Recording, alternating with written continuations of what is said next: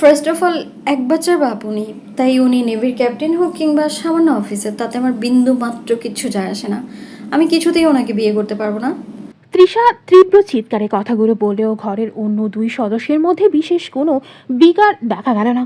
ভাবি সায়রা বেগম পাষাণ মূর্তির ন্যায় নির্বিকার চিত্তে বসে আছেন, আর বড় ভাই তৌফিক সাহেব অপরাধীর মতো মস্তক অবনত করে নিঃশব্দে অবস্থান করছেন। তৃষার সদ্য কলেজে পদার্পণ করেছে বলা যায়। চঞ্চলতা তার স্বভাবজাত। উচ্চ মাধ্যমিকের দ্বিতীয় বর্ষের অত্যন্ত মনোযোগী একজন শিক্ষার্থী। বাড়ির সুবর্ণনগর গ্রামে হলেও পড়াশোনার খাতিরে শহরে থাকে সে। তবে দুদিন আগে বড় ভাইয়ের অসুস্থতার খবরে হন্তদন্ত হয়ে জরুরি ভিত্তিক ছুটি নিয়েই আজ হোস্টেল থেকে ছুটে এসেছে সে। অথচ বাড়ি এসে দেখলো ভাইয়ার অসুখটা আসলে একটা বাহানা মাত্র। আসল উদ্দেশ্য তাকে বিয়ে দেওয়া। সাধারণ বিয়ে হলে তার হয়তো কোনো আপত্তি থাকতো না, কিন্তু যখন শূন্য তার পাত্র আরজু হাসান, শায়লা বেগমের দূর সম্পর্কের আত্মীয় এবং নেভির দাপুটে ক্যাপ্টেন, তৎক্ষণাৎ বেঁকে বসেছে সে। কারণ একটাই, আর্য বিপত্নিক। শুধু তাই নয়, তার 5 বছরের একটি মেয়েও আছে তার। তৃষা ফুঁসতে ফুঁসতে বলল, তুমি অন্তত কিছু বলো। আমি এভাবে মিথ্যে বলে ডেকে এনে এই বয়সে একটা বাচ্চার মায়ের চেয়ারে বসিয়ে দিতে চাইছো?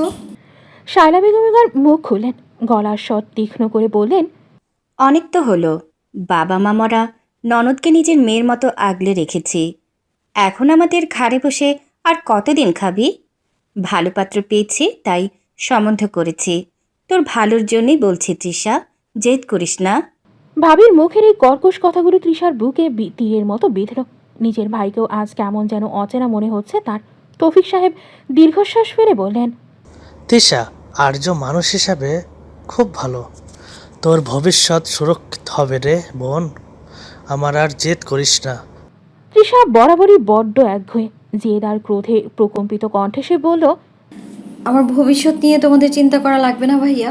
বড্ড ভেবেছো আমার নিয়ে। এবার আমার নিজের চিন্তা আমাকেই করতে দাও। এ বিয়ে আমি করব না। করব না মানে করবই না। শায়লা বেগম অত্যন্ত ধূর্ত রমণী। আর্যর সাথে বিয়ে হলে তৃষার ভবিষ্যৎ করবে কিনা সে ব্যাপারে তার কিচ্ছু যায় আসে না। তিনি চিন্তিত নিজের ভবিষ্যৎ নিয়ে। আর্যর সাথে তৃষার বিয়ে হলে তার ভবিষ্যতে তার ছেলে মেয়েদের ভবিষ্যৎ পরিষ্কার। শায়লা বেগম এবার সোফা ছেড়ে উঠে দাঁড়ালেন। তৌফিক নেওয়াজের দিকে আঙুল উঁচিয়ে তীক্ষ্ণ গলায় বলতে শুরু করেন, এই জন্যই বলেছিলাম বোনকে বেশি আশকারা দিও না। শুনলে না আমার কথা? পাঠালে শহরে পড়তে। এখন বুঝেছে তো ঠেলা? এত বড় মেয়ে এখন মাথার উপর চড়ে নাচছে, মুখে মুখে তর্ক করছে, আমাদের খেয়ে পড়ে আমাদেরই অপমান করছে। তৌফিক সাহেব অসহায়ের মতো মিনমিন করে বললেন, আরে ও তো ছোট মানুষ, হট করে সব শুনে ঘাবড়ে গেছে। ছোট মানুষ? শায়লা বেগমের ব্যঙ্গাত্মক হাসিতে ঘর যেন কেঁপে উঠল। 18 বছর বয়স হয়েছে, একে ছোট মানুষ বলে না। আর কতকাল আমাদের হাড় মাস জ্বালিয়ে এখানে পড়ে থাকবে? আমরা কি নিজেদের সন্তানদের বাদ দিয়ে আজীবন ওর পেছনে টাকা ঢালবো? ক্যাপ্টেন আর্যর মতো পাত্র কপালে যেটা ভাগ্যর ব্যাপার। আর্যর হাত ধরে এই পরিবারে উন্নতি আসবে বলেই তো আমি এত খাটছি, আর উনি এখন নখরা দেখাচ্ছেন। তৃষা পাথরের মতো দাঁড়িয়ে রইল। ভাবির কথাগুলো তার আত্মসম্মানে প্রচণ্ড আঘাত করলো। সে বুঝতে পারল এই বাড়িতে তার অবস্থান এখন কেবলই একজন বোঝা হিসেবে। তার পড়াশোনা, তার স্বপ্ন সবই শায়লা বেগমের চোখে অপচয়। শায়লা বেগম থামলেন না, আরও বিষ ঢেলে বললেন, নিজের মা বাপ তো নেই, এখন আমরা মরে গেলেই তো বাঁচিস। তাহলে বুঝতি দুনিয়া কত কঠিন। আমাদের ঘাড় মোটকে খেয়ে এখন সতীপনা দেখানো হচ্ছে। রাজি না হলে আজই হোস্টেলে চলে যা, আর কোনোদিন এই বাড়ির মুখ দেখবি না। আমরাও দায়মুক্ত হই। তৌফিক সাহেব অপরাধীর মতো মাথা নিচু করে রইলেন। নিজের আদরের বোনটার দিকে চেয়ে একটা প্রতিবাদ করার সাহসও তার নেই। তৃষার চোখের কোণে এক ফোঁটা জল চিকচিক করে উঠল, কিন্তু পরক্ষণেই সে সেটা মুছে ফেলল। জেদটা এখন আর বিয়ে না করার ওপর নেই, বরং এই বাড়ি থেকে নিজেকে সরিয়ে নেওয়ার ওপর চেপে বসেছে। শায়লা বেগমের প্রতিটা কথা তাকে বুঝিয়ে দিয়েছে এখানে তার মায়ার কোনো দাম নেই। তৃষা কাঁপা কাঁপা গলায় কিন্তু স্পষ্ট স্বরে বলল, থামো ভাবি, আর একটা কথাও বলবে না। আমি বুঝতে পেরেছি আমি তোমাদের কাছে কতটা অপছন্দের। তোমাদের ঘাট থেকে নামার জন্য যদি এই বিয়েটাই সমাধান হয় তবে আমি রাজি। তৌফিক সাহেব চমকে উঠে বললেন। তিশা, তৃষা ভাইয়ের দিকে না তাকিয়ে শায়লা বেগমের চোখের দিকে তাকিয়ে বলল, আমি বিয়ে করব, আজই করব। তবে মনে রেখো ভাবি, আজ এই বাড়ি থেকে বিদায় নিচ্ছি মানে চিরকালের জন্য নিচ্ছি।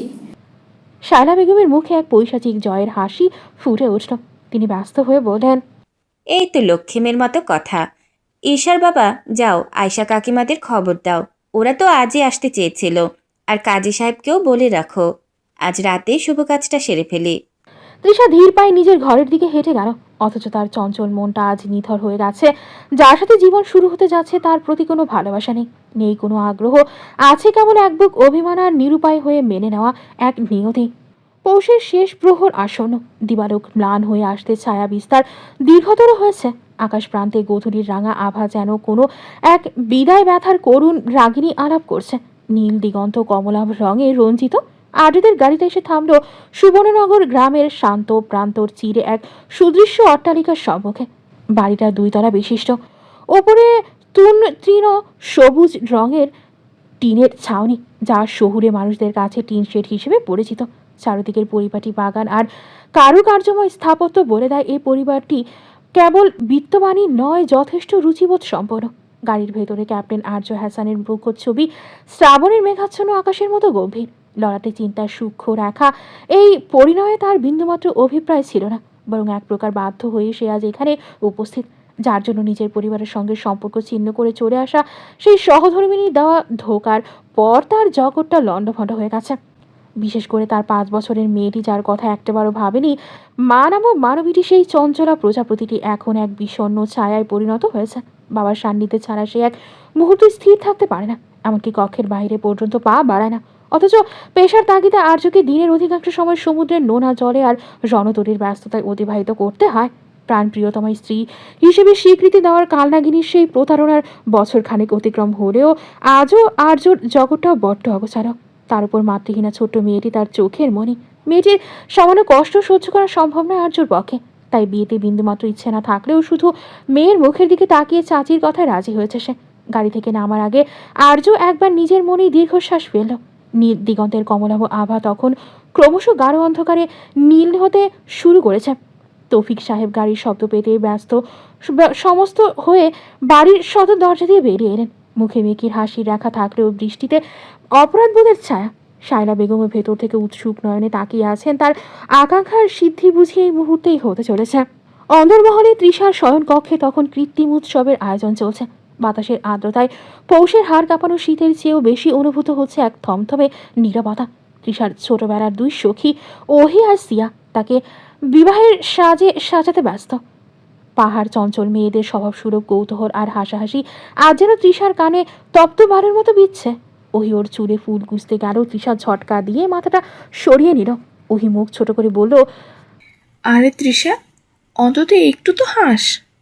শুনলাম বরের নাকি হেভি পার্সোনালিটি, নেভির ক্যাপ্টেন বলে কথা, তার উপর দেখতেও নাকি দারুণ।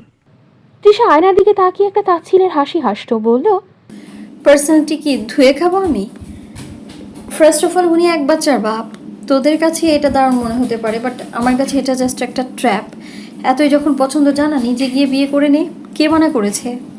সিয়া ফিস ফিস করে বলল, উফ তৃষা, কী সব বলছিস? বাচ্চার মা তো হবি, তো কি হয়েছে? ক্যাপ্টেনের ওয়াইফ হওয়ার সুযোগ কি সবাই পায়?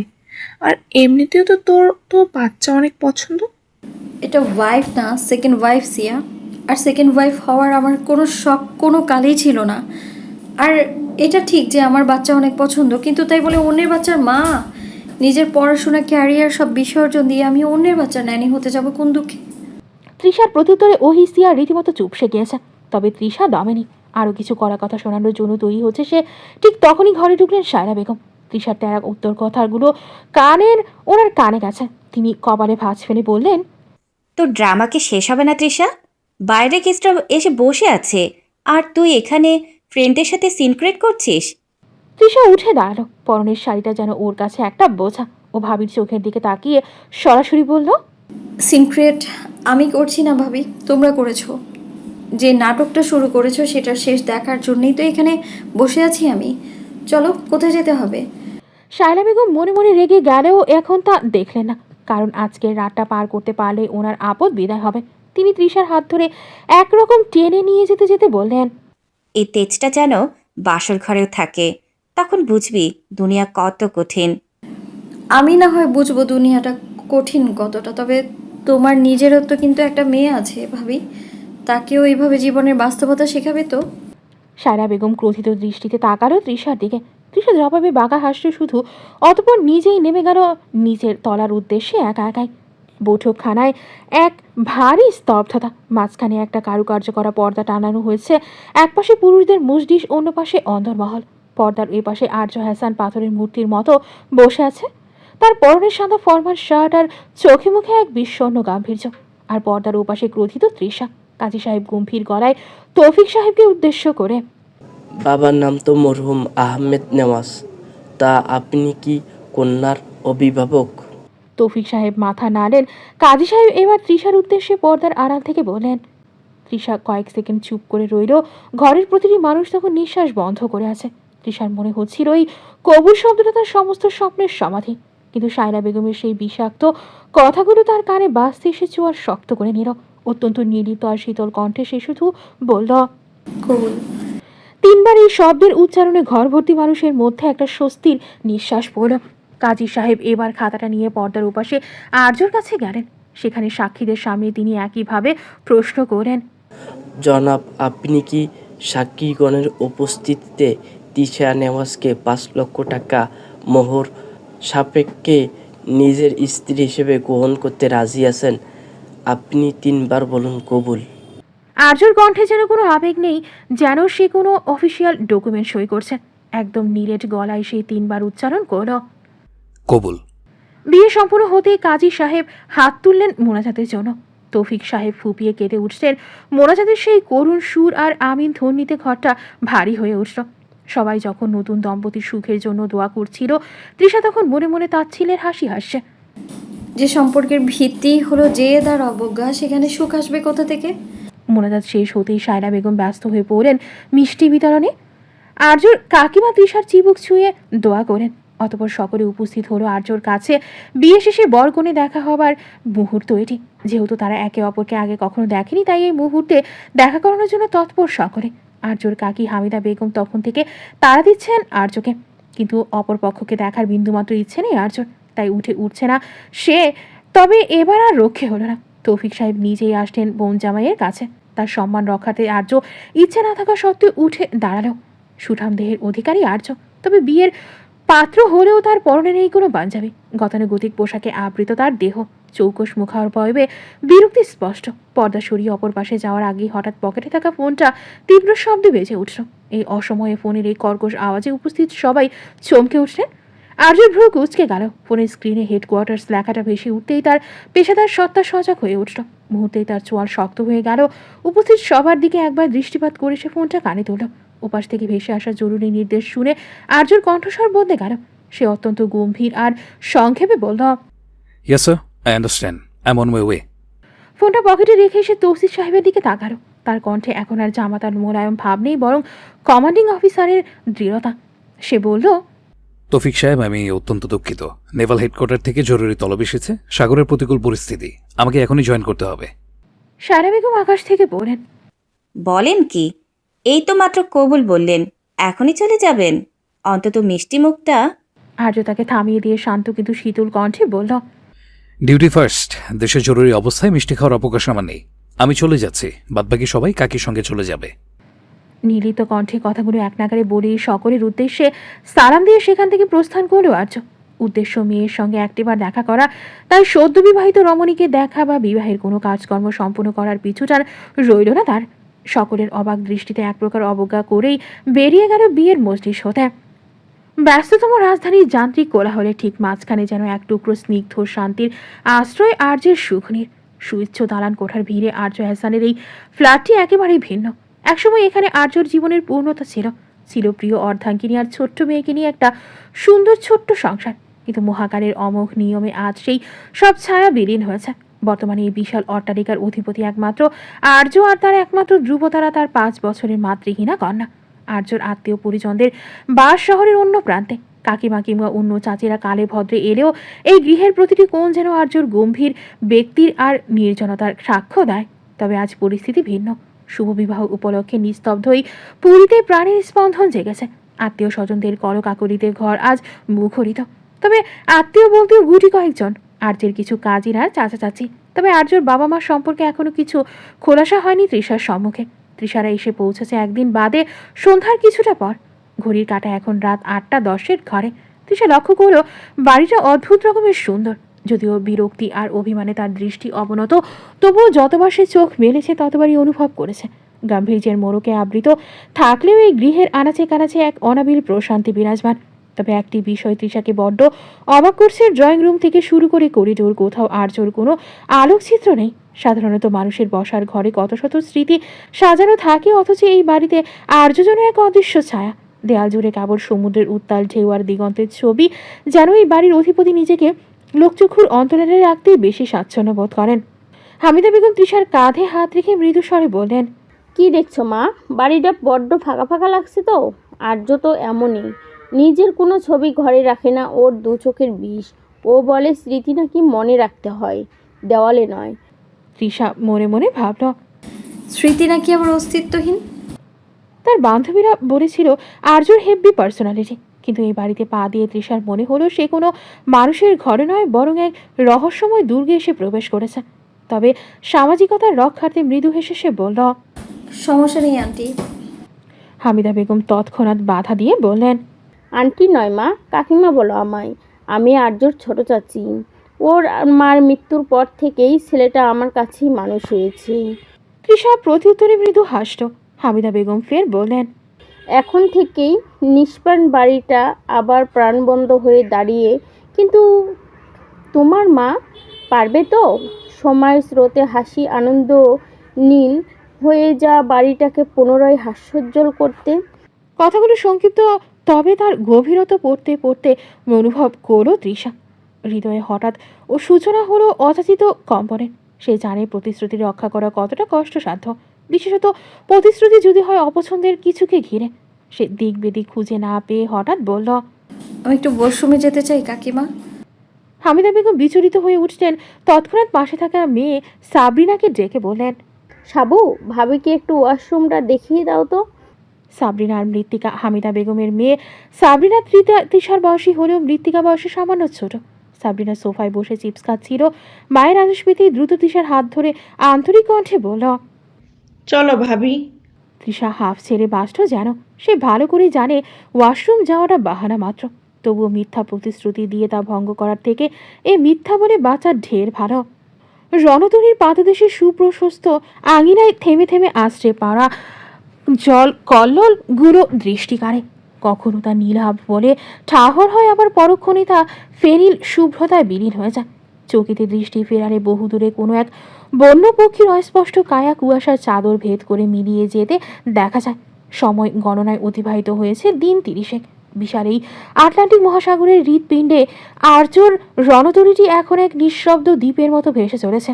চারদিকের আকাশ যেন জলরাশির সঙ্গে একাকার হয়ে এক ধূসরি স্তব্ধতা তৈরি করেছে। মাঝে মাঝে উত্তাল ঢেউ যখন লোহার দেয়ালের সজোরে আঘাত হানে, তখন সেই গর্জনে এক ধরনের রুদ্র সঙ্গীত বেজে ওঠে। আর্য রেলিং ধরে নিয়ে নিমেষ চেয়ে আছে সেই নীল নিগন্তের দিকে। নোনা বাতাসে তার চুলগুলো অবিন্যস্ত করে দিচ্ছে, কিন্তু তার পাথুরে মুখাবয়বে বিন্দুমাত্র বিকার নেই। তার চোখে আজ আর সমুদ্রের নীল নেই, আছে কেবল এক গভীর শূন্যতা। হঠাৎ ভারী বুটের শব্দে আর্যর তন্ময়তা কাটল। নৌবাহিনীর প্রধান অ্যাডমিরাল শফকত সাহেব ধীর পায়ে আর্যের পাশে এসে দাঁড়ালেন। বয়সে বড় হলেও আর্যর সঙ্গে তার সম্পর্কটা কেবল আদেশ নির্দেশের নয়, বরং এক আত্মিক স্নেহের। সমুদ্রের এই নির্জনতায় তার কণ্ঠস্বর বেশ গম্ভীর শোনালো। তিনি আর্যর কাঁধে হাত রেখে ঈষৎ হেসে বললেন, হোয়াটস আপ ইয়াং ম্যান? সাগরের নোনা জলে কি ঘরের মিষ্টি ঘ্রাণ ভুলে গেলে?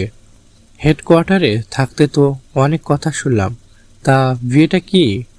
অ্যাডমিরাল কথাটি শেষ করার আগে আর্যর চোয়ার শক্ত হয়ে উঠল। সে দৃষ্টি না ফিরিয়ে অত্যন্ত শীতল আর দৃঢ় স্বরে বলে উঠল, with all due respect sir, প্রসঙ্গটা এখানেই থামান। আমার কোনো বিয়ে হয়নি। অ্যাডমিরাল ভ্রু কুঁচকে তাকালেন। What do you mean? আমার কাকিমা তো নিজে ফোন করে আমাদের জানালেন। আর্য এবার ঘুরে তাকালো, তার চোখে এক বিষণ্ণ কাঠিন্য। সে শান্ত কিন্তু তীক্ষ্ণ গলায় বলল, আপনারা যেটাকে বিয়ে বলছেন স্যার, ওটা সেলফ একটা social contract, and I hate the contract. একটু থেমে সে আরও যোগ করল, কাগজে কয়েকটা সই করলে যদি মানুষের মন বদলে যেত স্যার, তবে জীবনটা অনেক সহজ হতো স্যার। আমার কাছে বর্তমান মানে শুধুই আমার প্রফেশন আর আমার অস্তিত্বের শেষ চিহ্ন আমার টুইঙ্কেল। আর্যর এই হিমশীত যুক্তির সামনে অ্যাডমিরাল কিছুক্ষণ নিশ্চুপ হয়ে রইলেন। তিনি বুঝতে পারলেন এই মানুষটির মনের গভীরে যে ক্ষত তা সমুদ্রের অতল গহ্বরের চেয়েও বেশি দুর্ভেদ্য। অবশ্য ব্যাপারটা অস্বাভাবিক কিছু নয়। আর্যর জীবনে মাহরিন সিদ্দিকা কেবল একজন নারী ছিল না, সে ছিল এমন এক রমণী যাকে বিশ্বাস করে আর্য তার সাজানো আকাশ ছেড়ে ঝড়ের কবলে পড়েছিল। স্মৃতির জানালার কপাটগুলো যেন একে একে খুলে যেতে লাগলো। অ্যাডমিরাল তরফদার জানতেন আর্যর শিকড় কোনো সাধারণ মাটিতে নয়, খুলনার এক অত্যন্ত সম্ভ্রান্ত পরিবারের সন্তান সে। আভিজাত্য যার রক্তে মিশেছিল, কিন্তু সেই ঐশ্বর্যের মোহ তাকে কোনোদিন টানেনি। বিশ্ববিদ্যালয়ের ক্যাম্পাসে আর্য যখন তার চেয়ে 2 বছরের ছোট মেধাবী মাহরিনকে দেখল, তখনই তার জীবনের মোড় ঘুরে গেল। মাহরিন ছিল সাধারণ পরিবারের মেয়ের সঙ্গে খ্রিস্ট ধর্মাবলম্বী, কিন্তু তার ব্যক্তিত্বে এমন এক মায়া ছিল যা আর্যকে আচ্ছন্ন করে ফেলেছিল। ভিন্ন ধর্মের দেয়াল কিংবা পারিবারিক মর্যাদার ব্যবধান কোনোটাই আর্যর আবেগকে থামাতে পারেনি। সেই অসম প্রেমের পরিণাম হলো ভয়াবহ। আর্যর পরিবার যখন এই বিয়েতে বাধা দিল, তখন আর্য এক মুহূর্তের জন্য দ্বিধা করেনি। নিজের বংশ পরিচয় বিলাসিতা আর বাবার অঢেল সম্পত্তি এক নিমেষে ত্যাগ করে সে মাহরিনের হাত ধরে পথে বেরিয়ে এসেছিল। তাদের সেই ছোট ভাড়া বাসার নাম দিয়েছিল নিকুঞ্জ। যে ছেলের কোনোদিন কুটোটে নারীনি, সেই মাহরিনের সুখের জন্য সে দিনরাত এক করে পরিশ্রম করত। তাদের সেই স্বপ্নের সংসারে পূর্ণতা দিতে যখন ছোট্ট রাজকন্যা পৃথিবীতে এলো, আর্য ভেবেছিল তার ত্যাগের সার্থকতা বুঝি এখানে। কিন্তু নিয়তির নিষ্ঠুর পরিহাস শুরু হলো তখন, যখন আর্য সমুদ্রের বুকে এক ভয়ঙ্কর বিপদে পড়ল। একবার কর্তব্যরত অবস্থায় জলদস্যুরা তাদের জাহাজ ঘিরে ফেলে। জীবন মৃত্যু সেই সন্ধিক্ষণে দাঁড়িয়ে আর্যর মনে প্রথম এসেছিল মাহরিনের কথা। সে জানত তার অবর্তমানে মাহরিনই সব সামলাবে। উদ্ধার পাওয়ার আশায় এবং পরিবারের নিরাপত্তার কথা ভেবে আর্য কোনোভাবে মাহরিনের সাথে যোগাযোগ করে কিছু অর্থ সাহায্যের অনুরোধ করায়। কিন্তু ওপাশ থেকে আসা উত্তরটা ছিল তপ্ত সীসানায়। যে মাহরিনের জন্য সে নিজের আভিজাত্য বিসর্জন দিয়েছিল, সেই মাহরিনই চরম বিপদের দিনে তাকে অস্বীকার করল। ফোনের ওপাশে ভেসে আসা সেই শীতল কণ্ঠস্বর আর্যকে জানিয়ে দিল সে আর্যর সাথে আর কোনো সম্পর্ক রাখতে চায় না। কথাগুলো এমন ছিল যার মর্মার্থ মাহরিন এতদিন মূলত ভেবেছিল আর্যর পরিবার হয়তো কখনো না কখনো আর্যদের মেনে নেবে। মাহরিন হবে অমন সম্ভ্রান্ত পরিবারের কর্তৃক। মূলত সেই লোভেই আর্যকে বিয়ে করেছিল, কিন্তু বিবাহের এত বছর পরও যখন মেনে নেয়নি আর আর্য এখন এতটাই বিপদে, তাই এখন স্বামীর সাথে সম্পর্ক রাখতে নারাজ সে। প্রতারণা আর অর্থের লালসায় মাহরিন ততদিন অন্য পথ বেছে নিয়েছে। বিয়েও করেছিল হয়তো অন্য কোথাও। আর্যর বিশ্বাস, ত্যাগ আর ভালোবাসাকে এক নিমিষে ধূলিসাৎ করে দিয়ে সে তাকে মাঝ সমুদ্রে মৃত্যুর মুখে ফেলে রেখে চলে গিয়েছিল। সে সঙ্গে রেখে গিয়েছিল নিজের ক্ষুদ্র অস্তিত্বটাকেও। সামান্যতম মমতাবোধ হয়তো কাজ করেনি অর্থলোভী মেয়েটার মাঝে। স্মৃতিগুলো মস্তিষ্কে দোলা দিতেই এক দীর্ঘ নিঃশ্বাস ত্যাগ করলেন অ্যাডমিরাল তরফদার হোসেন। আটলান্টিকের ঝড়ো হাওয়া তখন আরও তীব্রতর হয়ে উঠেছে, যেন আর্যর অগোছালো হৃদয়ের ক্ষতবিক্ষত বার্তাগুলো জানান দিচ্ছে। এতটা ভালোবাসা, এতটা ত্যাগ স্বীকারের পরও এমন পরিস্থিতির শিকার আর্যের কাছে সেই দিন থেকে বিয়ে শব্দটা একটা সামাজিক চুক্তি বা সোশ্যাল কন্ট্রাক্ট ছাড়া আর কিছুই নয়। সুখনীরের চতুষ্পার্শ্ব যেন অরণ্যের এক খণ্ড শ্যামল ছায়া। সদর দরজার সম্মুখে বিচিত্র পুষ্পলতা শোভিত যে ক্ষুদ্র উদ্যানটি রয়েছে, রজনীর নিস্তব্ধতায় সেখানে হতে রজনীগন্ধার তীব্র আকুল করা ঘ্রাণ ভেসে আসে। দিবালোকে আবার সেখানে গন্ধরাজের আধিপত্য। চারিদিকে ফুলের মেলা থাকলেও তার মাঝে আছে এক অযাচিত বিষণ্ণতা, ক্ষণে ক্ষণে কর্ণগোচর হওয়া এক শূন্যতার সুর। তৃষার গত একটি মাস কেটেছে ঝড়ের গতিতে। নতুন কলেজে পদার্পণ, উচ্চ মাধ্যমিকের অন্তিম মুহূর্তের প্রস্তুতি আর সেই সাথে ফর্ম ফিল আপও একগুচ্ছ টিউটোরিয়াল টেস্টের যাতা করে পিষ্ট হয়ে সে নিঃশ্বাস ফেলার অবকাশটুকুও পায়নি। এই অট্টালিকার প্রতিটি ধূলিকণা চেনার কৌতূহল কোনোদিনই তার ছিল না। তবে কৌতূহল প্রবণ মনের যেটুকু ছিল তা বাস্তবতার অতল গহ্বরে ঢাকা পড়ে গিয়েছিল। সময়টা সন্ধ্যার প্রাক্কাল। দিনমণি তখন পশ্চিম দিগন্তে পাড়ি জমিয়েছেন, আর নীলিমা জুড়ে ধূসর অন্ধকারের মায়া কেমন ঘন হতে শুরু করেছে। তৃষা বাগান হতে ফিরে ধীর পায়ে দোতলার অলিন্দে এসে দাঁড়ালো। অট্টালিকার ভেতরটা এক মায়াবী কুয়াশার মতো অন্ধকারে ছেয়ে গেছে। এই 1 মাসে বাড়ির অনেক উড়ি গলি তার চেনা হলেও দোতলার পশ্চিম প্রান্তের এই ঘরটিকে খেয়াল করার লেশ পায়নি সে। তাই আজ তার অবাধ্য কৌতূহল প্রবণ মনটি সেই দিকেই ধাবিত হলো। করিডোরটি এখন বিজাতীয় এক নিস্তব্ধতায় আচ্ছন্ন।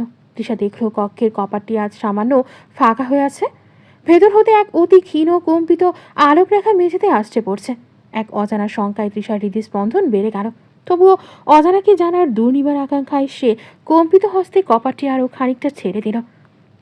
কক্ষটি প্রায় অন্ধকারাচ্ছন্ন, কেবল কোণের একটি টেবিল ল্যাম্প হতে অতি সামান্য আলো বিচ্ছুরিত হচ্ছে। সে অস্পষ্ট আলোয় তৃষা দৃষ্টি নিবদ্ধ হলো কক্ষের মধ্যভাগে। সে দেখল কার্পেটের ওপর একটি ক্ষুদ্র ছায়ামূর্তি স্থির হয়ে বসে আছে। মূর্তিটি তার দিকে পৃষ্ঠদেশ ফিরিয়ে একটি বিশালাকার প্রাচীন টেডি বিয়ারকে নিবিড় আলিঙ্গনে আবদ্ধ করে নির্নিমেষ জানালার বাইরের অন্ধকারের দিকে চেয়ে আছে। নিথর সেই ভঙ্গি আর কক্ষের থমথমে পরিবেশ দেখে তৃষার হৃদয় ধক করে উঠল। এক বিচিত্র হিমশীতল স্রোত যেন তার মেরুদণ্ড বেয়ে নেমে গেল। ভয় আর কৌতূহলের দোলাচলে তৃষা কোনো ক্রমে নিজের কণ্ঠস্বর খুঁজে পেল। রুদ্ধশ্বাসে অতি ক্ষীণ গলায় সে বলে উঠল, কে কে ওখানে? তৃষা তৎক্ষণাৎ দেওয়াল হাতড়ে প্রকম্পিত আঙ্গুলের ডগা দ্বারা সুইচ অন করল। উজ্জ্বল আলো উদ্ভাসিত হলো কক্ষ জুড়ে। আকস্মিক উজ্জ্বলতায় চোখ মুদে আসলো তৃষার। পরক্ষণে সে মন্ত্রমুগ্ধের ন্যায় তাকালো সামনে বসা ছোট্ট মেয়েটির দিকে। একটা ফটো ফ্রেম বক্ষে আগলে বসে আছে মেয়েটি। পিঠ অব্দি জড়ানো বাদামি চুলের অধিকারী বারবি ফ্রক পরিহিত ফর্সা মেয়েটি বড্ড গোলুমলু। তুলতুলে বিড়ালের ছানার ন্যায় গরনের বাচ্চাটাকে দেখলে ইচ্ছে করবে ছুটতে গিয়ে আদর করতে। তৃষা আমার ছোট্টবেলা থেকেই বড্ড বাচ্চা প্রেমী। বাচ্চা দেখলে মাথা কাজ করে না তার, আর যদি হয় এমন কিউট একটা মেয়ে তাহলে তো কথাই নেই। সে এক প্রকার দৌড়ে গেল মেয়েটির কাছে, হাঁটু মুড়ে মেয়েটির সম্মুখে বসে বলল, কিউটি। সে বাচ্চা মেয়েটির তুলতুলের চোয়ালে আদর করতে যেতে মেয়েটি তৎক্ষণাৎ ঘুরিয়ে নিল। বাচ্চাদের থেকে সচরাচর এমন আচরণ পেতে অভ্যস্ত নয় তৃষা। কিঞ্চিৎ বিস্মিত হয়ে সামান্য হাসল সে, তবে হাল ছাড়ল না। ভাব জমাতে ফের বলল, কিউটি পাই। মেয়েটি তাকালো না তবুও। তৃষা পুনরায় বলল, তোমার নাম কি সুইট ক্যান্ডি? তুলতুলে মেয়েটি এবার মুখ তুলে চাইল, কি ডাগর তার চোখগুলো, তার মনি দুটো হালকা নীলাভ। তৃষা মিষ্টি হাসতেই মেয়েটির কিছুটা গম্ভীর স্বরে বলল, ছিপকা ছিপকা ইয়ারিং। তৃষা মেয়েটির নরম মিষ্টি কণ্ঠে হেসে বলল, ও স্নিগ্ধ একটা নাম, তোমার মধ্যে কিউট। তৃষা দুহাত বাড়িয়ে সিফরার তুলতুলে চোয়ালে হাত বোলালো। সস্নেহে আরও কিছু বলতে যাবার পূর্বেই পেছন থেকে ডাক দিল কেউ একজন, আরে টুইঙ্কেল, তুমি এখানে? আমি তোমাকে সারা বাড়ি খুঁজছি। তৃষা পেছন ঘুরে দেখলো খাবারের বাটি হাতে দাঁড়িয়ে আছে ঝুমা। মেয়েটি এই বাড়ির পরিচারিকা, বড্ড বন্ধুত্ব সুলভ। তার কাছে তৃষা প্রত্যেকের গল্প শুনেছে এই এক মাসে। আর তার জানা মতে টুইঙ্কেলে আর্যর মেয়ে। মেয়েটা বড্ড ঘরগুনো আরবি কত মাসে তৃষার ব্যস্ততার দরুন তার সাথে দেখা করতে পারেনি তৃষা। তার মানে কি এই আর্যর মেয়ে? তবে মেয়েটি কি বলল তার নাম সিফরা? ও তুমি Twinkle, twinkle twinkle little star. তৃষার কথাটা শেষ হলো না। ও কিছু বুঝে ওঠার আগেই সিফরা পাশের টি টেবিল থেকে ভারী পিতলের একটি শোপিস তুলে নিল।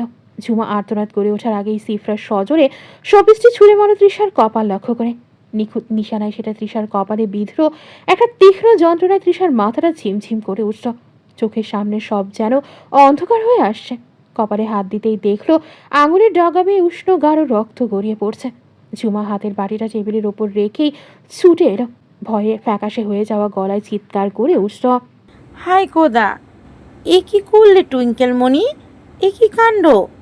সিফরা তখন নির্বিকার, যেন কিছুই হয়নি। সে আবার সেই ফটো ফ্রেমটা বক্ষে চেপে ধরে জানালার দিকে মুখ ফিরিয়ে বসল। ঝুমা আর এক মুহূর্ত দেরি করল না। তৃষার হাত ধরে এক প্রকার টেনে ঘর থেকে বের করে নিয়ে গেল। যেতে যেতে কাঁপা কাঁপা গলায় বলল, চলো আপু, তোমাকে ড্রেসিং করিয়ে দিই। রক্তের ধারা তখন তৃষার গাল বেয়ে নিচে নামছে। ব্যথায় কুচকে যাওয়া চোখে সে শেষবার সিফরার দিকে তাকালো। এইটুকুন একটা মেয়ের মনে কিসের এত বিষাদ, কিসের এত ক্ষোভ? তৃষার মনে হলো শরীরের এই ক্ষতটার চেয়েও এই ছোট্ট মেয়েটার নীরবতা অনেক বেশি ভয়ঙ্কর। ক্যাপ্টেন আর্য হাসানের নিজস্ব কেভিনের প্রকোষ্ঠে তখন এক পশটা নিস্তব্ধতা বিরাজ করছে। আর্য ইজি চেয়ারটায় গা এলিয়ে বসে আছে। দুপুরের এই বিরতিটুকুই তার সারাদিনের ব্যস্ততার মাঝে এক চিলতে অবকাশ। কক্ষটি বেশ সুনিব্যস্ত। দেয়াল ঘেঁষে সারিবদ্ধ বইয়ের তাক, যেখানে চিকিৎসা বিজ্ঞানের ভারী ভারী সব গ্রন্থের সহাবস্থান। এক কোণে একটি ইনডোর প্ল্যান্ট থেকে লতানো সবুজ পাতাগুলো যেন ঘরের কৃত্রিমতায় প্রাণের স্পন্দন যোগাচ্ছে। আর্যর সম্মুখেই এক কাচের জানালা। বৃষ্টিতে যত সামান্য হলেও তা দিয়ে স্পষ্ট দেখা যায় সমুদ্রের অজস্র জলকেলিগুলো। বাতাসের মৃদু হিল্লোড়ে জলের উপর যে ছোট ছোট ঢেউয়ের সৃষ্টি হচ্ছে, তাতে প্রতিফলিত আলোক রশ্মিগুলো স্ফটিকের ন্যায় দুটি ছড়াচ্ছে। আর্য আনমনে সেই নীলাভ জলের কম্পনের দিকে তাকিয়েছিল। তার চোখের দৃষ্টিতে এক বিষণ্ণ গাম্ভীর্য, বাইরে সেই শান্ত সৌন্দর্য কি তার মনের ভেতরকার বিক্ষুব্ধ ঢেউগুলোকে স্থির করতে পারেনি হয়তো। আনমনে এমন চিন্তন কালে হুট করে পাশে থাকা ইলেকট্রনিক যন্ত্রটার মৃদু কম্পন নিজের উপস্থিতি জানান দিল, এর সঙ্গে ছেদ ঘটালো আর্যের চিন্তার। বিরক্তিতে কিঞ্চিত ভ্রু কুঞ্জনপূর্বক আর্য অবহেলিত দৃষ্টিতে তাকালো ফোনটার দিকে। প্রায় শখানেক আনরিড মেসেজ এসে উপস্থিত হয়েছে। বলা বাহুল্য, ক্যাপ্টেন আর্য হাসান এই মায়াবী অন্তর্জালের জগতে বিচরণ করতে বড্ড বিমুখ। সামাজিক যোগাযোগ মাধ্যম বা মেসেঞ্জারের এই চটুল হাতছানি তাকে কখনোই সেভাবে টানেনি। দিনের পর দিন, হয়তোবা সপ্তাহের পর সপ্তাহ পার হয়ে যায়, তারা ওই নীল রঙা অ্যাপটিতে প্রবেশ করা হয় না। আজ জানালার ওপারের এই টলমলে নীল জলরাশি দেখতে দেখতে কি জানি এক অদম্য কৌতূহলে সে নিজের ফোনটা হাতে নিল। লগ ইন করতেই যেন বিস্ময়ের এক পশটা ঝাপটা এসে লাগলো তার চোখে। অজস্র বার্তার ভিড়, কয়েক সপ্তাহের জমানো কয়েকশো বার্তা একে একে ফোনের পর্দায় ভেসে উঠছে, যেন এক দীর্ঘ প্রতীক্ষার পর বাঁধভাঙা জলস্রোত আছড়ে পড়ছে। আর্য নিস্পৃহ চোখে স্ক্রল করে যাচ্ছিল, কিন্তু হঠাৎই তার আঙ্গুল দুটো থমকে গেল একটি বিশেষ নামের ওপর। অন্য সবার চেয়ে এই একটি মানুষের বার্তার সংখ্যা যেন একটু বেশি অসামঞ্জস্য।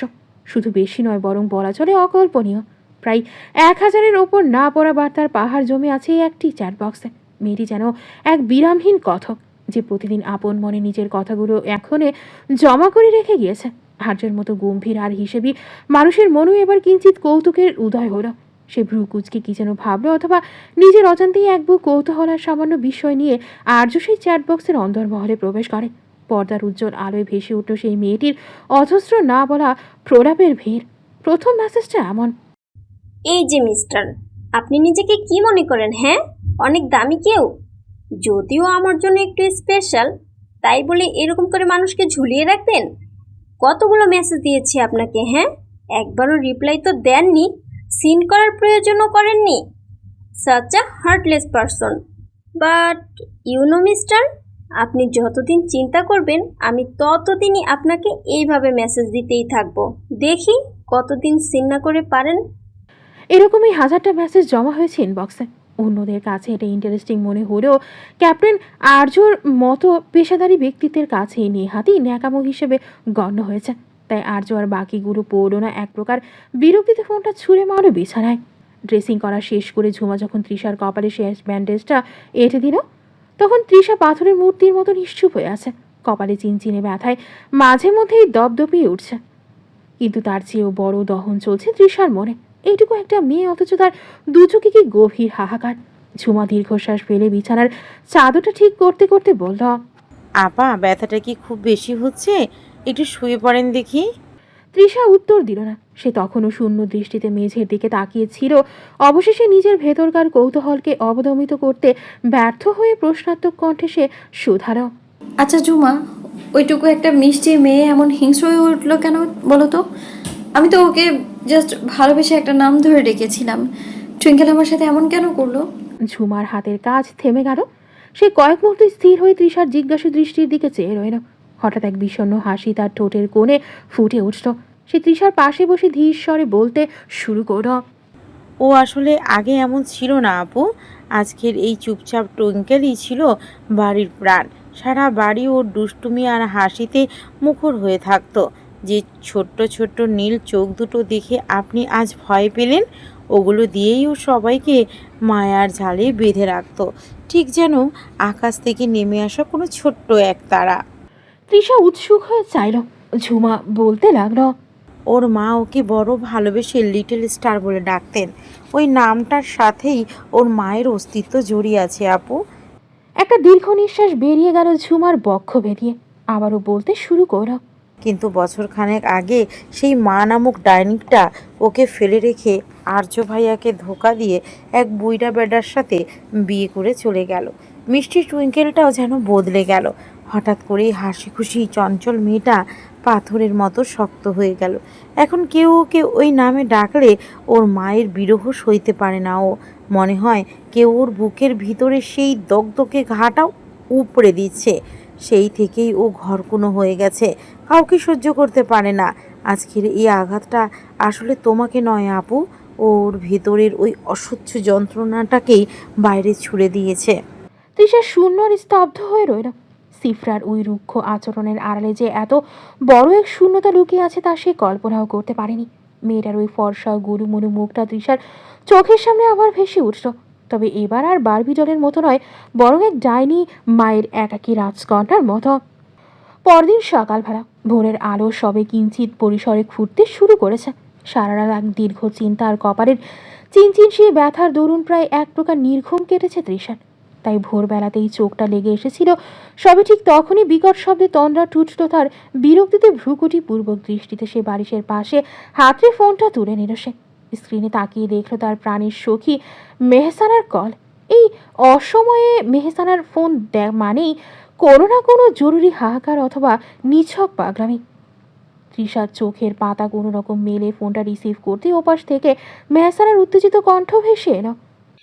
কি রে ত্রিশু, তুই কি এখনো কুম্ভকর্ণের মতো ঘুমাচ্ছিস? আমি এদিকে উত্তেজনায় শেষ হয়ে যাচ্ছি, আর তুই অঘরে ঘুমিয়েই আছিস। তৃষা ভাঙা গলায় জবাব দিল, তোর কি কাণ্ডজ্ঞান কোনোদিনও হবে না মেহু? ভোর 6টা বাজে এখন, কিরকম রাজকার্য উদ্ধার করলি শুনি আমি। মেহসানা যেন সোনার পাত্রই নয়, সে মহা উল্লেসে বলল, আরে ধুর, আগে শোন। দ্য সেলিং কিং অ্যাকাউন্টটা কাল প্রায় 2 মাস পর লাইনে এসেছিল, তুই চেক করেছিস? দ্য সেলিং কিং নামটা শুনতেই তৃষার ঘুম এক নিমিষে উধাও হয়ে গেল। কপালের ব্যান্ডেজটার জায়গায় যেন এক নতুন করে স্পন্দন অনুভূত হলো। সে ধপ করে বিছানায় উঠে বসে বলল, আর ইউ সিরিয়াস মেহু? তা নয় তো কি। শোন, আচ্ছা, একটা কলেজে আসতে পারবি? তাহলে সামনাসামনি বলতে পারতাম। তৃষার ওষ্ঠ প্রান্তে হ্যাঁ শব্দটি এসেও যেন থমকে গেল। এক মুহূর্তের জন্য জানালার বাইরে উদীয়মান সূর্যের রক্তিম আভার দিকে চেয়ে সে স্তব্ধ হয়ে রইল। মেহসানার উচ্ছ্বাস তাকে টানলেও তার অন্তরাত্মার গহীনে এক অদ্ভুত দায়বদ্ধতার সুখ বেজে উঠল, যার উত্তর খুঁজতে সে কাল সারাটা রাত নির্ঘুম কাটিয়েছে। মেহসানা উপাস থেকে তাগাদা দিয়ে বলল, খিরে, চুপ করে আছিস কেন? চলে আয় না দ্রুত। তৃষা মৃদু এক দীর্ঘশ্বাস ফেলল। তার মনে হলো যে প্রদীপের শিখা কাল এক ঝটকায় তার কপাল রক্তাক্ত করে দিয়েছে, সেই শিখাটি আসলে নিভে যাওয়ার যন্ত্রণায় ছটফট করছে। মাতৃহীন সেই একাকী রাজকন্যাটি এখন তার মনের কোণে এক বিশাল জায়গা দখল করে নিয়েছে। তৃষা ধীরস্থির কণ্ঠে মেহসানাকে বলল, আজকে পসিবল না রে, ইভেন এই সপ্তাহেও পসিবল না। আমার অন্য একটা কাজ আছে, পারলে তুই একবার আসিস। মেহসানা এবার কিছুটা বিরক্ত হলো। তৃষা তার বহু পুরাতন বান্ধবী বলা চলে। গ্রামে একসাথে পড়াশোনা করতো তারা, শহরেও একই কলেজে ভর্তি হয়েছিল তারা। তবে মাসখানেক আগে তৃষা রাজধানীতে চলে আসায় সেখানেও নিজের সব কিছু গুছিয়ে গাছিয়ে চলে এসেছে মেহসানা। একই কলেজে ভর্তি হয়েছে পুনরায় তারা, সব কিছুতেই সাথ দিয়েছে তৃষা। হুট করেই তার এমন জবাবে কিঞ্চিত চিন্তিত হলো সে। তোকে কেউ কিছু বলেছে? মেহসানার এমন প্রশ্নের কিছুটা অবাক হলো তৃষা। কে কি বলবে? তাহলে কি কিছু হয়েছে তোর? না রে মা, কিন্তু হুট করে প্রশ্ন, মানে এমন প্রশ্ন কেন? না, হঠাৎ করে এমন নাকচ করলি? এমনি। ও আচ্ছা আচ্ছা, তাহলে আল্লাহ হাফিজ। আমি রেডি হয়ে নিই, আজকে একটু আর্লি ক্লাস আছে। আল্লাহ হাফিজ। বেলা ক্রমশ বেড়েই চলেছে, তবে তৃষার ব্যথাতুর কপালটার যন্ত্রণাটা কমার নামই নিচ্ছে না যেন। সকালের তপ্ত রোদটা জানালার পর্দা ভেদ করে মেঝেতে এসে পড়েছে। বিদ্যমান কপালের অস্থির যন্ত্রণাদায়ক দপদপানিটা সঙ্গে নিয়েই তৃষা ধীর পায়ে বিছানা থেকে নেমে মেঝের উপর পা রাখল। সারা রাত নির্ঘুম কাটানোর একটা ক্লান্তি তার সারা শরীরে লেপ্টে আছে। আলসেমি মাখা পায়ে সে ওয়াশরুমের দিকে এগিয়ে গেল। আয়নার সামনে দাঁড়িয়ে চোখে মুখে শীতল জলের ঝাপটা দিতেই রাতের সেই দুঃস্বপ্নের ঘোরটা যেন কিছুটা কাটল। ভেজা মুখটা তোয়ালে দিয়ে মুছে সে ঘর থেকে বের হয়ে এলো। এবার সে ধীরস্থিরভাবে গিয়ে দাঁড়ালো ড্রেসিং টেবিলের সামনে। অবিন্যস্ত চুলগুলো বাগে আনতে হাতে চিরুনিটা তুলে নিল। দীর্ঘ কেশরাশির ভেতর চিরুনি চালনা করতে করতে হঠাৎই তার নজর পড়ল আয়নার ওপর। সেখানে নিজের প্রতিচ্ছবি ঠিক পাশে অস্পষ্ট আরেকটা ক্ষুদ্র অবয়ব দেখা যাচ্ছে। তৃষা হাতেই চিরুনিটা থামিয়ে দ্রুত ঘাড় ঘুরিয়ে দেখল গুটি গুটি পায়ে ঘরে প্রবেশ করছে সেফরা। মেয়েটার গায়ের সেই বারবি ফ্রকটা কুঁচকে আছে, আর 2 হাত দিয়ে বড্ড যত্ন করে একটা ট্যাডি বিয়ারকে বুকের সাথে জাপটে ধরে রেখেছে সে। তৃষা কিছুটা অবাক হলো। কালকে সেই হিংস্র মেয়েটার সাথে আজকের এই কচি মুখটার যেন কোনো মিলই নেই। তৃষা ধীর স্বরে জিজ্ঞেস করল, কিউটি, তুমি এইখানে কেন শোনা? আমাকে ডাকলে আমিই তো যেতাম। সিফরা কোনো উত্তর না দিয়ে আরও কাছে এগিয়ে এলো। তার সেই হালকা নীলাভ মণি দুটো আজ অপরাধ বোধে সিক্ত। তৃষার হাঁটুর কাছে এসে দাঁড়িয়ে মুখ নিচু করে ফিসফিস করে বলল, সরি। মিষ্টি ঋণঋণে কণ্ঠটায় তীব্র অনুশোচনায় উচ্চারিত সরি শব্দটা প্রতিধ্বনিত হলো সমগ্র কক্ষে যেন। তৃষা যেন নিজের কানকে বিশ্বাস করতে পারল না। সে হাঁটুমড়ি সিফরার উচ্চতায় বসে পড়ে অবাক হয়ে শুধালো, হঠাৎ সরি কেন কিউটি পাই? সিফরা এবার তার ছোট্ট আঙুল দিয়ে তৃষার কপালের সাদা ব্যান্ডেজটা নির্দেশ করলো। তার স্নিগ্ধ মিষ্টি সেই আদুরে কণ্ঠস্বরটা এবার করুণ সুরের মতো শোনালো। কাল তোমাকে অনেক ব্যথা দিয়েছি তো, তাই পাপা কাল রাতে কলে অনেক বকা দিয়েছে আমাকে। পাপা বলল আমি যদি সরি না বলি তাহলে পাপা আর ফিরবে না। তৃষা মুহূর্তে বুঝলো আর্য দূরে থেকেও তার মেয়ের শাসনের হাল ছাড়েনি।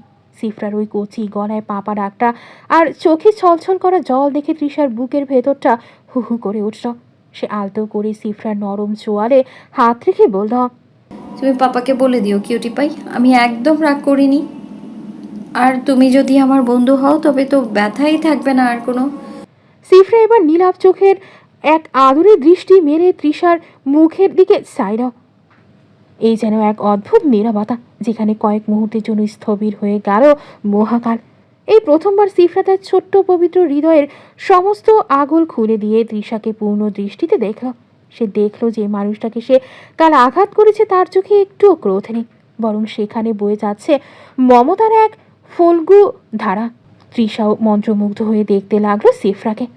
কালকে সেই ক্রোধান্ত বাচ্চাটি যেন এক নিমিষেই ধুলোয় মিশে গেছে। এখন তার সামনে দাঁড়িয়ে আছে 5 বছরের ছোট্ট স্নিগ্ধ এক আদুরে সিফরা, যার চোখে শরতের আকাশের মতো শুভ্র এক আশ্বাস।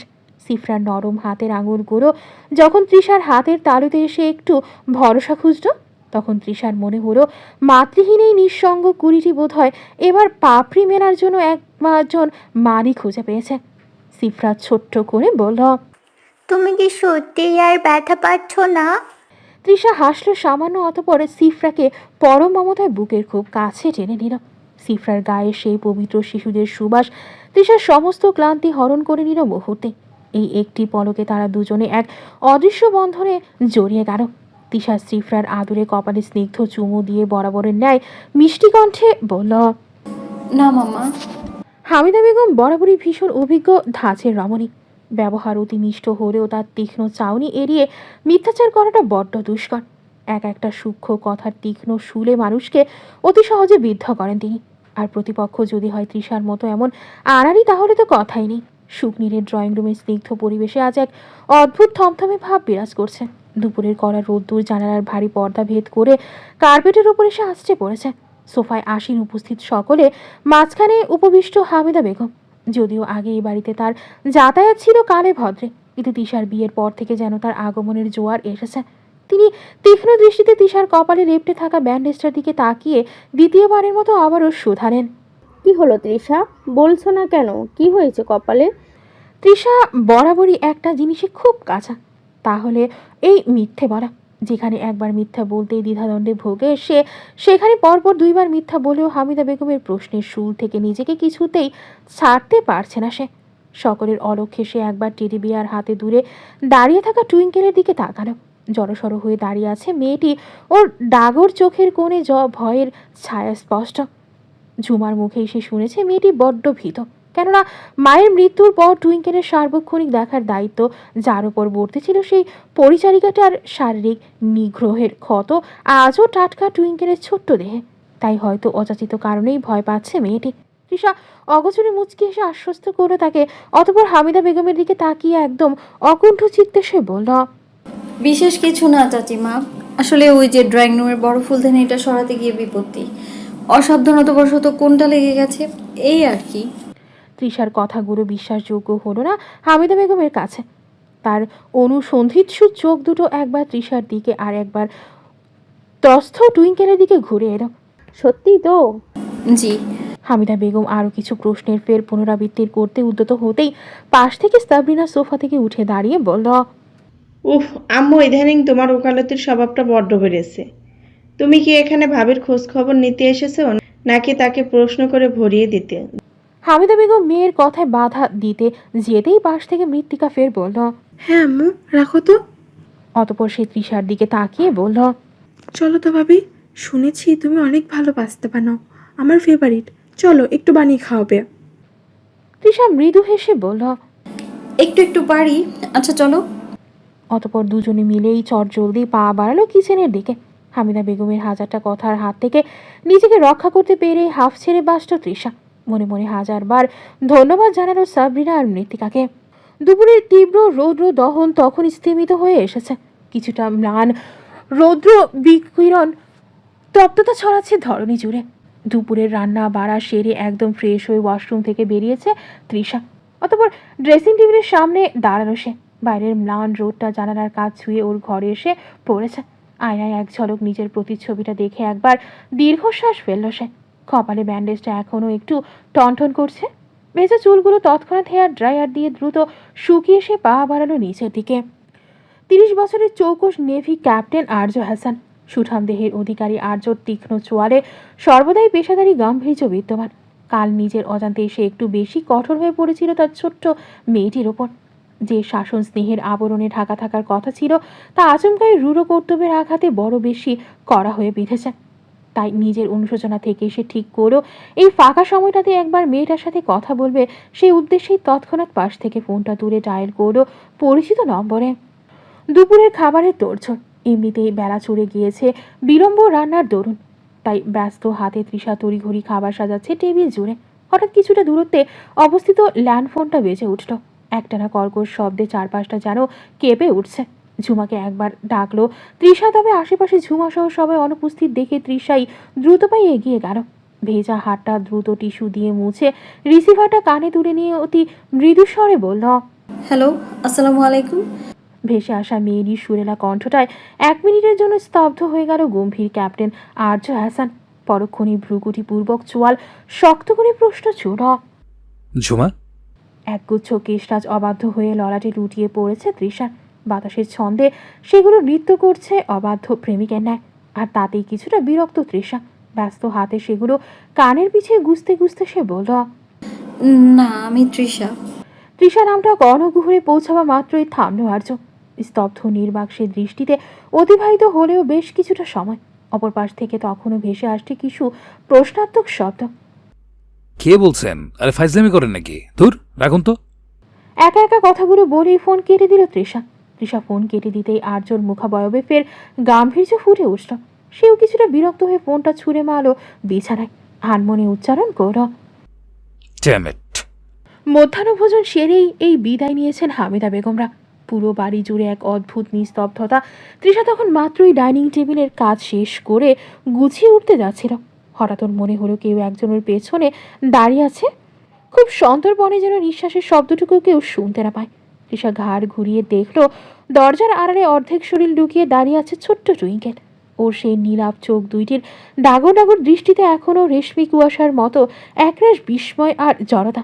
হাতে সেই প্রিয় টেডি বিয়ারটা শক্ত করে আঁকড়ে ধরে আছে সে। তৃষা আলতো হেসে ডাকলো, কি হয়েছে সুইটি, ওখানে দাঁড়িয়ে কেন? এসো আমার কাছে।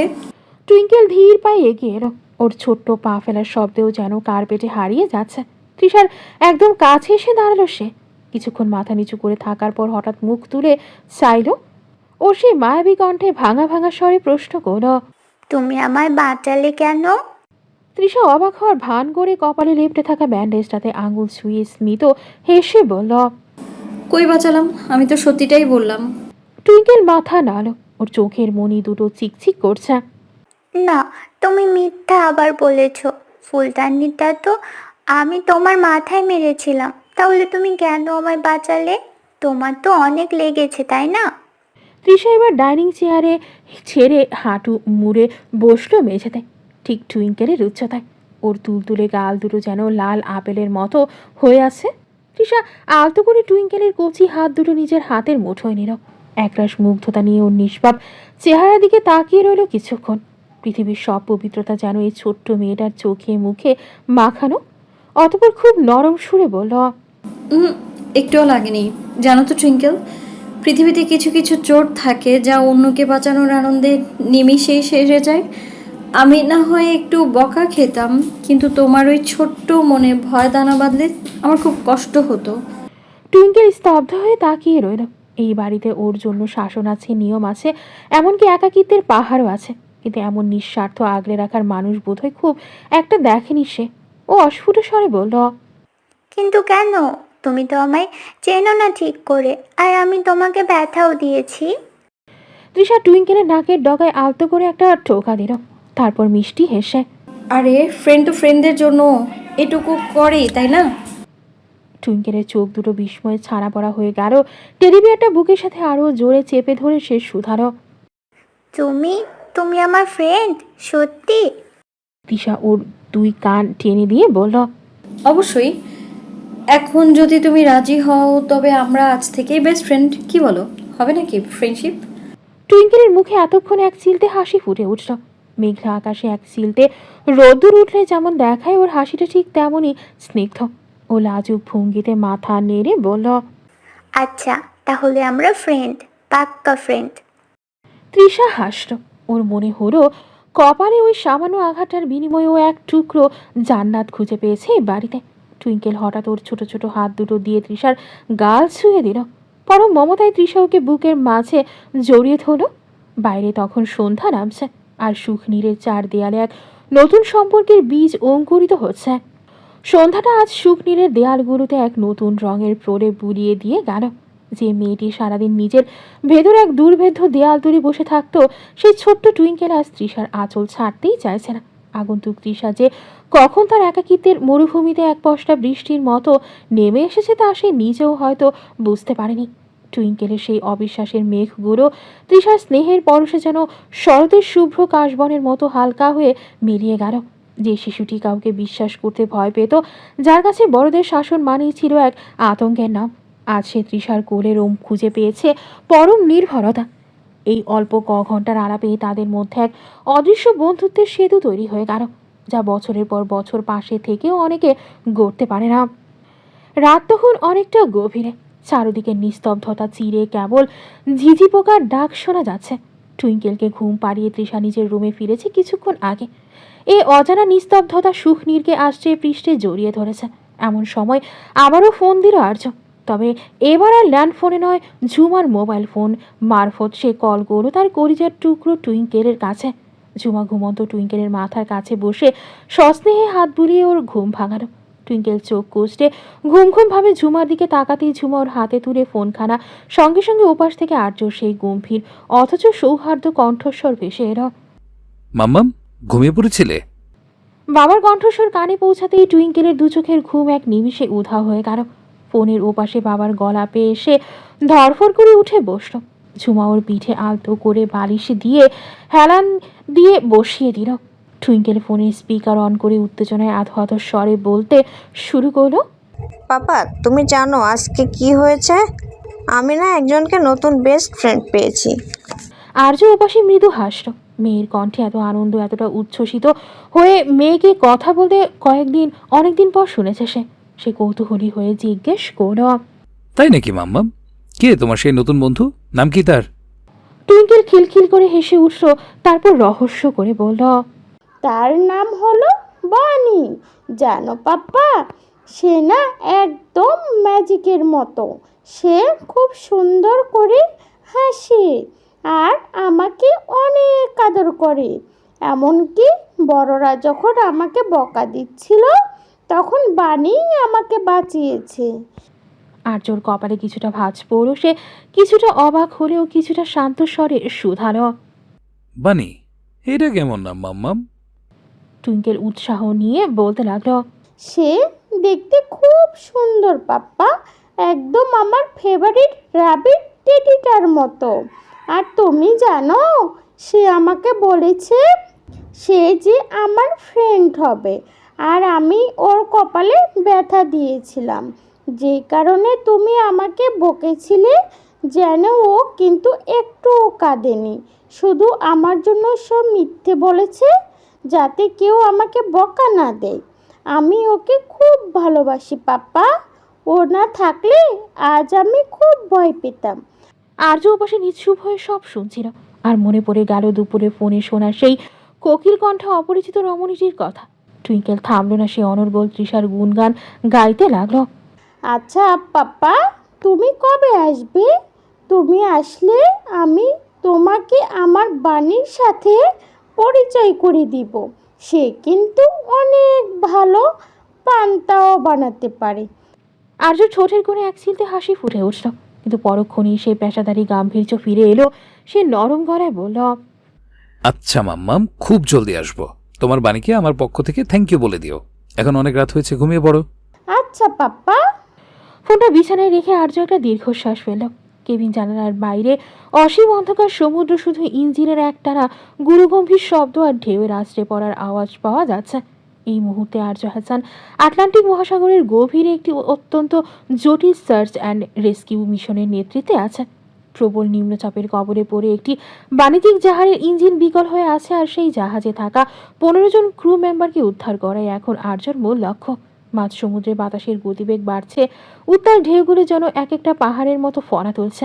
কিন্তু ক্যাপ্টেন আর্যর চোখে মুখে কোনো ক্লান্তি নেই, বরং এক ধরনের ইস্পাত কঠিন সংকল্প।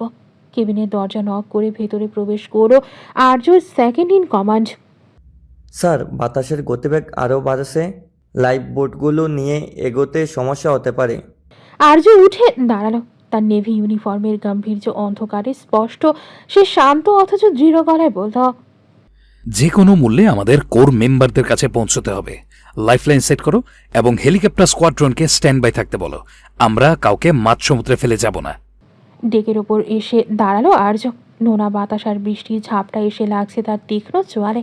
চারপাশে সার্চলাইটের আলো আধারি ফুরে পথ খুঁজছে।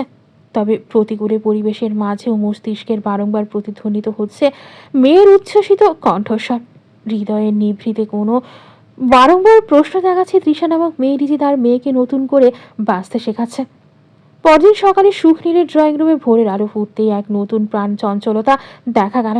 সাধারণত যে সকালে টুইঙ্কেলকে বিছানা থেকে তোলাটাই একটা যুদ্ধ ছিল, আজ সেখানে চিত্রটা একদম ভিন্ন। তৃষা আজ একটু সকাল সকালই তৈরি হয়ে নিয়েছে। হালকা নীল রঙের একটা সুতি সালোয়ার কামিজ, হাতে কয়েকটা রূপোরি চুড়ি। ডাইনিং টেবিলে বসে টুইঙ্কেলকে নিজের হাতে ওটমিল খাওয়াচ্ছে সে। টুইঙ্কেল আজ বেশ ক্লান্ত। তৃষার প্রতিটা কথা সে মন্ত্রমুগ্ধের মতো শুনছে।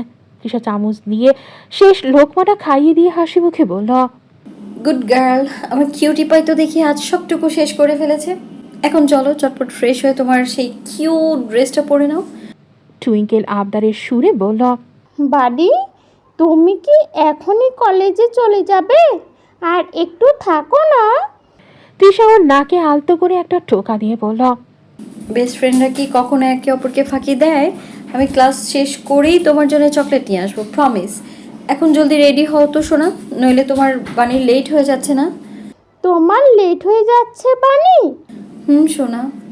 টুইঙ্কেল দ্রুত মুখে থাকা খাবারটা গিলে বলল, ওকে বানি, তুমি যাও, আমি খেয়ে নিচ্ছি। তৃষা তাকে পরম মমতায় গুছিয়ে দিয়ে নিজের ব্যাগটা কাঁধে তুলে নিল। বের হওয়ার আগে টুইঙ্কেলের কপালে একটা চুমু খেয়ে বলল, tata little rabbit. Dhaka city কলেজের ক্যাম্পাস তখন সরগরম। শরতের হালকা রোদ আর মেহগনি গাছের ছায়ায় ঘেরা রাস্তা দিয়ে তৃষা আপন মনে হাঁটছিল। হঠাৎ তার চলনে বিঘ্ন ঘটালো একজনের উপস্থিতিতে। করিডোরের এক কোণে দাঁড়িয়েছিল সায়েম। সায়েম আবার তাদের ডিপার্টমেন্টের 2 ইয়ার সিনিয়র। মেধাবী ছাত্র হিসেবে সুনাম থাকলেও তার ব্যক্তিত্বে একটা চাপা অহংকার আর জেদ আছে। ক্যাম্পাসের অনেক মেয়েই সাইমের প্রতি দুর্বল, কিন্তু সাইমের নজর কেন জানি এই জেদি মেয়েটার উপর এসেই থেমেছে। সাইম ধীর পায়ে তৃষার সামনে এসে দাঁড়ালো। ঠোঁটে তার পরিচিত সেই বাঁকা হাসি। কি ব্যাপার তৃষা, আজ তোমাকে বেশ ফ্রেশ লাগছে, বাট কপালটা কিসের ব্যান্ডেজ? তৃষা কিছুটা অবস্থিত হয়ে একটু পিছিয়ে দাঁড়ালো। সাইমের এই অতি উৎসাহ তার ভালো লাগে না। সে মৃদু স্বরে বলল, তেমন কিছু না, ওই ছোটখাটো একটা অ্যাক্সিডেন্ট। সাইম তীক্ষ্ণ দৃষ্টিতে তৃষার চোখের দিকে তাকালো, যেন সে সত্যটা পড়ে নিতে চায়। সে পকেট থেকে একটা চকলেট বের করে তৃষার দিকে বাড়িয়ে দিয়ে বলল, ব্যথাটা কি খুব বেশি? একটু সাবধান হবে না তুমি? তোমার কিছু হলে আমার। আচ্ছা থাক, আর সাবধানে থেকো। তৃষা অস্বস্তিতে চকলেটটা নিল না। সে কষ্ট হাসি হেসে বলল, ধন্যবাদ, এখন আমার ক্লাস আছে, আসি আমি।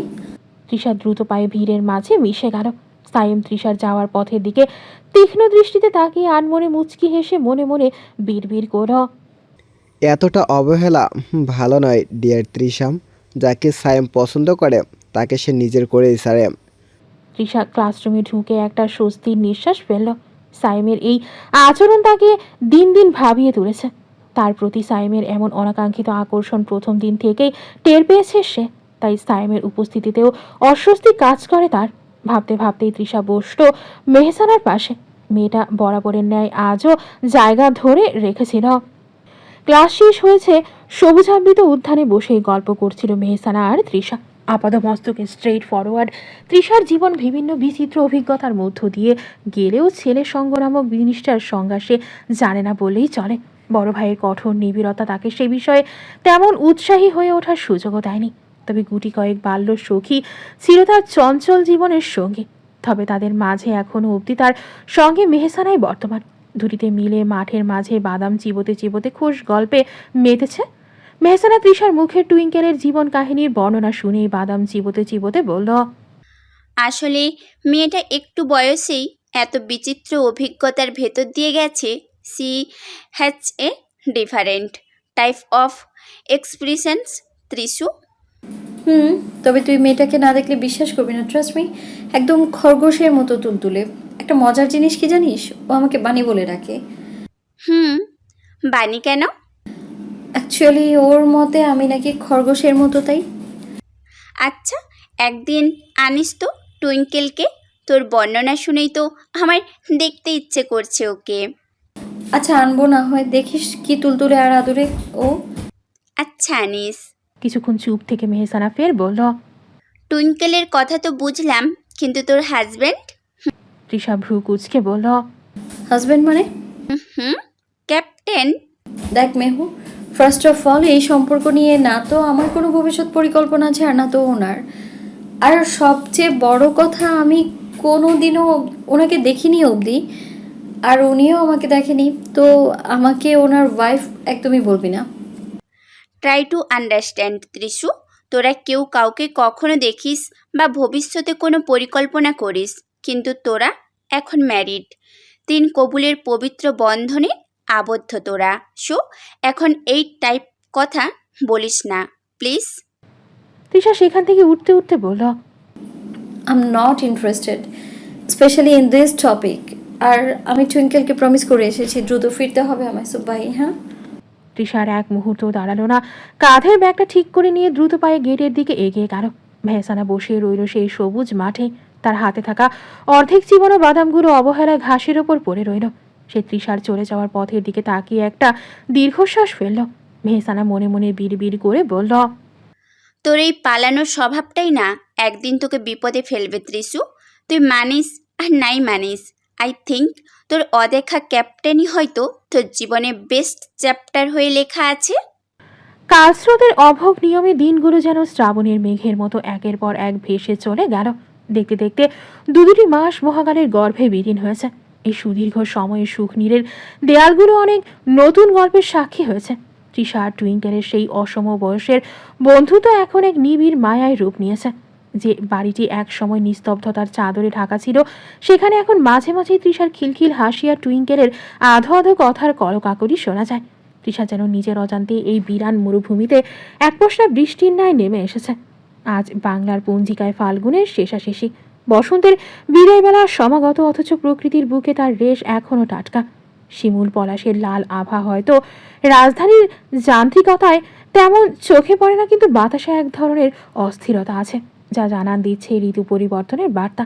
দুপুরের তপ্ত রোদ একটু ম্লান হতেই আকাশের মেঘের আনাগোনা শুরু হয়েছে, যেন চৈত্র আসার আগেই এক আগাম কালবৈশাখীর মোহরা চলছে।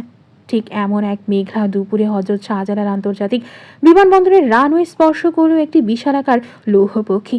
ইঞ্জিনের গর্জন থামলেই যাত্রীদের নামার তোড়জোড় শুরু হলো। সেই ভিড়ের মাঝে সুঠাম দেহের এক পুরুষ ধীর পায়ে বেরিয়ে এলেন। পরনে নীল রঙা শার্টের হাতা গোটানো, চোখে ডার্ক সানগ্লাস। বিমানবন্দরের লাউঞ্জে আসতেই বাইরের তপ্ত বাতাসের ঝাপটা আর্যর মুখে লাগলো। সে একবার থামলো, চশমাটা খুলে চারপাশটা দেখল। দীর্ঘ 2 মাস পর নিজের দেশের মাটি ছুঁয়ে এক অদ্ভুত প্রশান্তি কাজ করছে মনে। এবার তার ফেরার কথা ছিল আরও দিন 10 পর। কিন্তু সমুদ্রের একঘেয়েমি আর মেয়ের জন্য হাহাকার করা মনটা তাকে আর আটকে রাখতে পারল না। কাউকে এক বিন্দু আভাস না দিয়ে এক প্রকার লুকোচুরি খেলে এসে আজ দেশে ফিরেছে। উদ্দেশ্য একটাই, তার ছোট্ট মাম্মামটাকে এক মস্ত বড় চমক দেওয়া। ফোন করে খবর দিলে হয়তো সে হই হই করে এয়ারপোর্টে চলে আসতো, কিন্তু আর্য চাইলো তাই ফিরে আসাটা হোক একদম নিভৃতে, ঠিক যেন ঝড়ের আগে শান্ত বাতাসের মতো। কিছুক্ষণ পর গাড়ি আসতেই সে গাড়িতে উঠে আর্য সুখনীরের দিকে রওনা হলো। চিত্রের আগাম বার্তা নিয়ে আকাশের কোণে আজ মেঘের ঘনঘটা। দুপুরের তপ্ত রোদকে আড়াল করে এক মায়াবী অন্ধকার যেন সুখনীরের আঙিনায় বাসা বেঁধেছে। ঠিক এমন সময় বাড়ির সদর দরজায় এসে থামলো আর্যর গাড়ি। 2 মাসের সমুদ্র অভিযান শেষ করে আর্য যখন গাড়ি থেকে নামলো, তখন জড়ো হওয়া গাছের পাতাগুলো এক অদ্ভুত সমন্দ্র স্বরে কথা কয়ে উঠছে। আর্য চারিদিকে তাকিয়ে কিছুটা অবাক হলো। এই 2 মাসে সুখনীরের রূপ যেন আগাগোড়া বদলে গিয়েছে। অযত্নে পড়ে থাকা টবগুলোতে আজ ফুলের হাসি, আর বারান্দার কোণে লতানো মাধবী লতাগুলো পরম আদরে ঘরের দেয়ালে ছড়িয়ে ধরেছে। বাড়ি বিষণ্ণ গাম্ভীর্য কাটিয়ে এক চিলতে প্রাণের স্পন্দন যেন প্রতিটি ইটে পাথরে মিশে আছে। আর্যর মনে হলো এই যেন এক অচেনা অথচ অতি আপন গৃহ। বাড়ির ভেতরে পা রাখতে আর্যর কানে এলো এক সুমধুর কোকিল কণ্ঠের তান। মেঘলা দিনের বিষণ্ণতাকে ছাপিয়ে কোনো এক বিরোহিনী গাইছে।